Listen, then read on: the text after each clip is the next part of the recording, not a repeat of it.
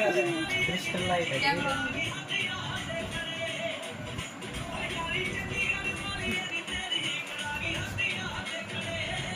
बस किधर आ करेगा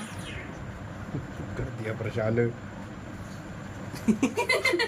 पागल चौमिन बनाओ ये बताओ फंस गया अरे मुझे कोई निकालो यार